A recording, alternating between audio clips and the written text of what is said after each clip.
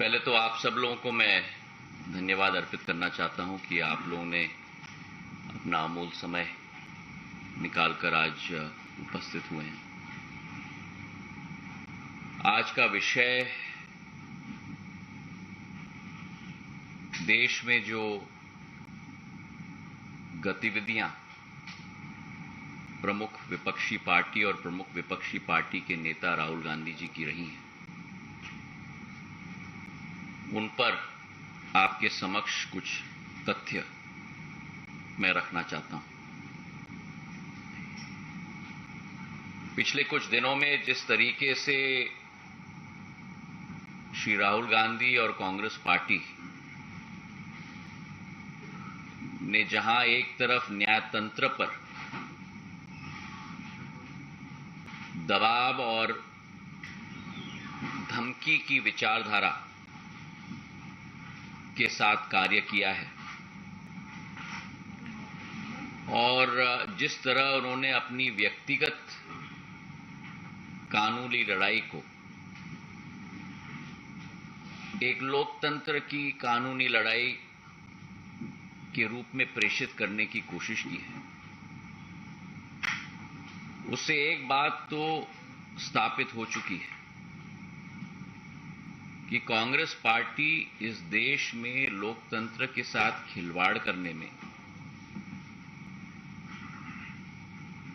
और नई लो पर जाने में कोई कमी नहीं छोड़ेगी। जिस तरीके से they are trying to do everything possible to stay politically relevant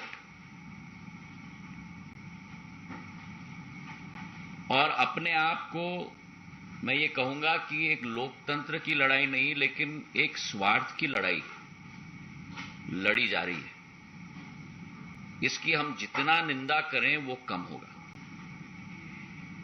आप सब वाकिफ हैं कि ये पहली बार नहीं है कि कोई व्यक्ति, कोई सांसद के संसदीय सदस्यता को बर्खास्त की गई है। पिछले 10 वर्षों में कई लोग इस सूची में शामिल हैं। जयललिता जी हैं, आजम खां हैं, कांग्रेस के सांसद रशीद मसूद हैं। पर ये क्या कारण है कि इस बार इतना हंगामा किया जा रहा है? इस बार लोकतंत्र के मंदिर को, हमारे संसद को चलने नहीं दिया जा रहा। क्या कारण है कि इस बार काले कपड़े पहनकर लोग अपनी प्रस्तुतिकरण कर रहे हैं, जबकि ये पहले कभी भी ये स्थिति कांग्रेस पार्टी के द्वारा ये प्रस्तुतिकरण नहीं हुई। और इसका कारण है, राहुल जी को एक विशेष सत्कार दिया जा रहा है। साधारण तौर पर जो पिछले कई दिनों में हमने दृश्य देखा है, जमानत के लिए जब गए थे तो पूरी कांग्रेस की फौज, जिसमें नेता, मुख्यमंत्री की सूची, उप मुख्यमंत्रियों की सूची, सदन के नेताओं की सूची, कभी जो व्यक्ति जमानत के लिए जाता है वो अपने साथ नेताओं का फौज लेके जाता है। अगर ये अदालत के ऊपर प्रेशर नहीं है तो क्या है? और इसी के साथ साथ जो माहौल पूरे देश में तैनात किया गया, जहां शहर शहर में ट्रेनें रोकी गई, आम जन की आवागमन में रोड़े अटकाए गए। मैं पूछना चाहता हूं कांग्रेस पार्टी से कि क्या यह गांधीवाद का सिद्धांत है? इस प्रश्न का उत्तर दें। और ये व्यक्ति विशेष के लिए क्यों सब किया जा रहा है? और इसलिए जो पूर्व में भी स्थिति उत्पन्न हुई, 2013 तक पीपल रिप्रेजेंटेशन एक्ट में सेक्शन 8/4 1951 का मानहानि के मामले में किसी व्यक्ति के ऊपर कन्विक्शन अगर किया जाता था तो 3 महीने की मोहलत दी जाती थी कि वो व्यक्ति अपील में जा पाए। लेकिन 2013 का सुप्रीम कोर्ट का जो आदेश रहा lily Thomas versus union of India के केस में, कि कोई भी व्यक्ति जिसके विरुद्ध सुप्रीम कोर्ट का एक कन्विक्शन का आदेश हो, तत्काल उस व्यक्ति की संसद की सदस्यता बर्खास्त की जाए। इस वर्डिक्ट के बाद जब कांग्रेस पार्टी की ही शासन केंद्र में थी और तत्कालीन न्याय मंत्री कपिल सिब्बल जी ने प्रधानमंत्री जी के उस तत्कालीन प्रधानमंत्री जी मनमोहन सिंह जी के आदेश के आधार पर अध्यादेश निकाला था, उसी अध्यादेश की जब प्रस्तुतिकरण की जा रही थी तब उसी समय राहुल गांधी जी ने कहा था कि इस अध्यादेश को फाड़ के कचरे के टोकरी में फेंक देना चाहिए। तो फिर आज मैं पूछना चाहता हूं, ये हिपोक्रेसी क्यों है? इसका जवाब कांग्रेस पार्टी को देना होगा।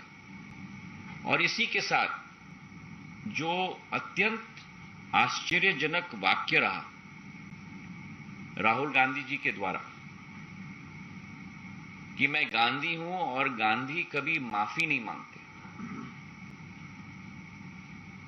और इसी के साथ साथ जो कांग्रेस की विचारधारा और कांग्रेस की नीति सदैव रही है कि जहां पार्टी के वरिष्ठ नेता, संसद के उपनेता ने संसद में कहा कि गांधी परिवार के लिए न्यायालय में अलग नियम होने चाहिए, ये इस बात का प्रमाण है कि कांग्रेस पार्टी के लिए कुछ लोग फर्स्ट क्लास सिटीजन्स हैं और आप और हम सारे के सारे थर्ड क्लास सिटीजन्स हैं। जो अत्यंत दुखद विषय है कि देश के पार्टी के विपक्ष के पार्टी के नेता एक समुदाय के विरुद्ध ऐसे टिप्पणी करें कि पूर्ण समुदाय चोर है, उस समुदाय को अपमानित करें, हमारे पिछड़े वर्ग को कलंकित करें और उसके बाद ऐसे वक्तव्य दिए जाएं। मैं मानता हूं कि जिस कांग्रेस पार्टी ने पिछड़े वर्ग को कलंकित और अपमानित करने का काम किया है, जिस कांग्रेस पार्टी ने हमारे सैनिकों की वीरता पर प्रमाण मांगा है, जिस कांग्रेस पार्टी ने यह वक्तव्य दिया है कि हमारे सीमावर्ती इलाके पर चीन के द्वारा हमारे सैनिकों की पिटाई हुई है, ऐसी कांग्रेस पार्टी की कोई विचारधारा नहीं बची है। ऐसी कांग्रेस पार्टी की केवल एक विचारधारा बची है और वो विचारधारा है एक देशद्रोही की विचारधारा और देश के विरुद्ध कार्य करने की विचारधारा। बहुत बहुत धन्यवाद। Sir, from Thanks Now, sir, we have seen that how the Congress party is raising this issue, and you have also stated that how they're wearing black clothes and they're protesting, and the parliament is not allowed to function, sir. Now today, being the second last day of the session, how do you see today's session going? Because again and again we see, as soon as the Rajya Sabha and Lok Sabha convenes, the protest is done by the opposition parties and Congress, and the House is not allowed to function, sir. देखिए, प्रजातंत्र के मंदिर में अगर विचार विमर्श, मंथन और चर्चा न होने देना, ये कांग्रेस पार्टी की गांधीवाद और लोकतंत्र के सिद्धांत हैं।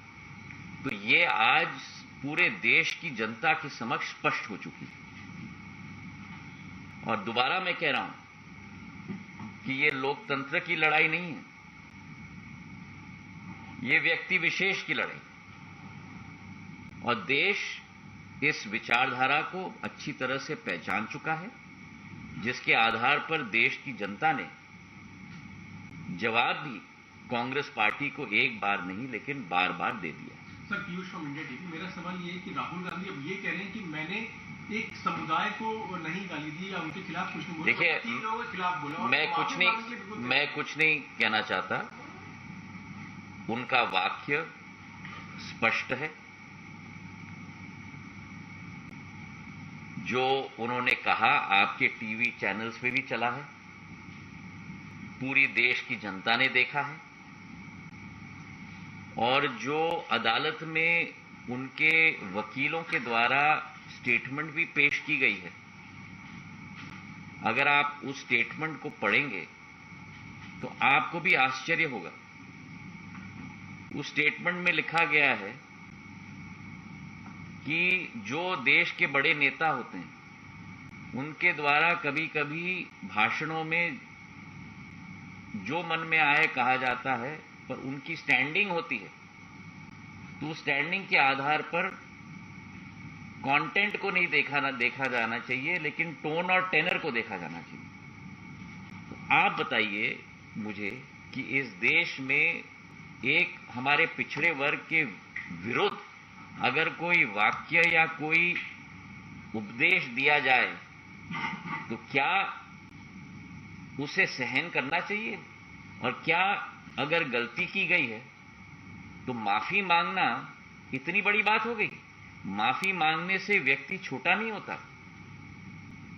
पर कई लोग और कई दलों की यही विचारधारा है कि वे इस देश के ऊपर हैं,